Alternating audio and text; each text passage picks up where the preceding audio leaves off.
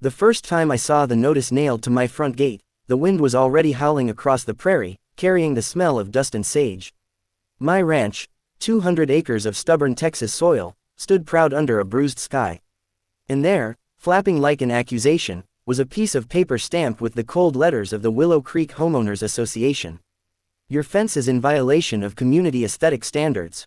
Immediate removal required. I almost laughed. The only thing, community, about Willow Creek was the road that ran from the highway to my ranch gate. They'd built their subdivision a mile east of me years after I bought this land. But I never signed any HOA agreement.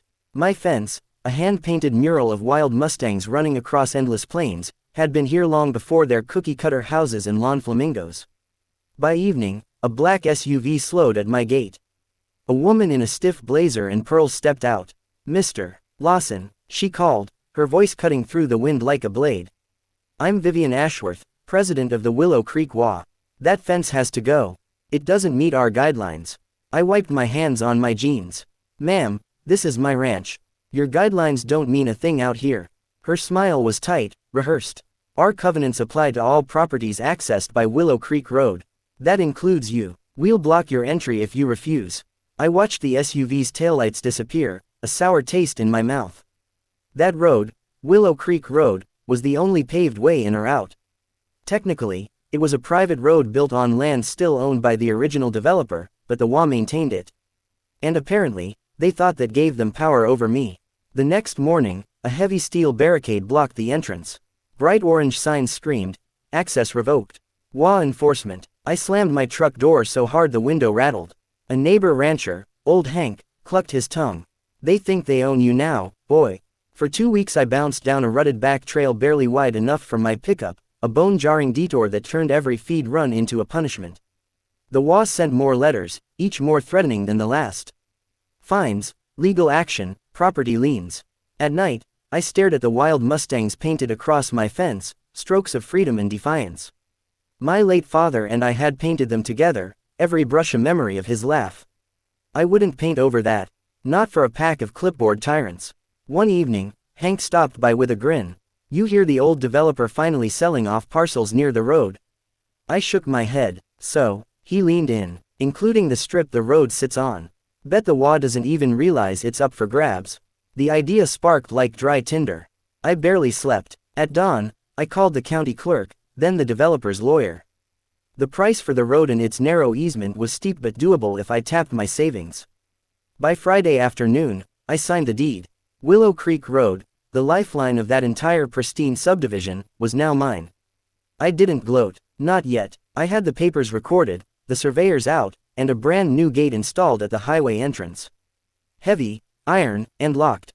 Saturday morning, the HOA meeting erupted like a kicked hornet's nest.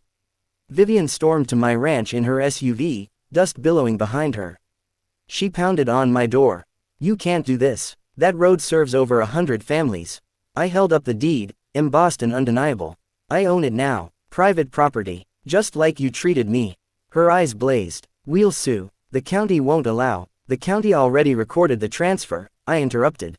"You blocked my only access for weeks. Consider this repayment." That evening, I chained the new gate and hung a sign, "Road closed. Owner access only." The next days were a festival of chaos. Minivans and sedans stacked up at the gate, horns blaring. Neighbors argued in the dusk, HOA board members waving papers that meant nothing. Delivery trucks turned around, packages undelivered. Even the school bus idled helplessly. Vivian called, her voice brittle. "Please, people can't get to work. Kids can't get to school." I kept my tone calm. "Funny, I couldn't get feed from my cattle when you blocked me." There was a long silence. "What do you want?" I glanced at my Mustang fence glowing in the setting sun. "End the harassment. In writing. Forever." It took 3 more days of suburban mayhem before a formal letter arrived, stamped with the HOA's seal, a full apology, a legal covenant stating they'd never again interfere with my property, plus a commitment to fund maintenance on my back trail as a secondary access route. Only then did I unlock the gate. When the road reopened, neighbors drove past with tight smiles, some offering sheepish waves. Vivian avoided my eyes. I didn't gloat or yell. I just stood by the Mustang fence, the evening wind carrying the scent of freedom. Later, under the vast Texas stars, I ran my hand over the painted wood. My father's brushstrokes still felt alive. The HOA had tried to cage me with rules, but they'd forgotten the first law of the land out here: never corner someone who knows how to claim their own path.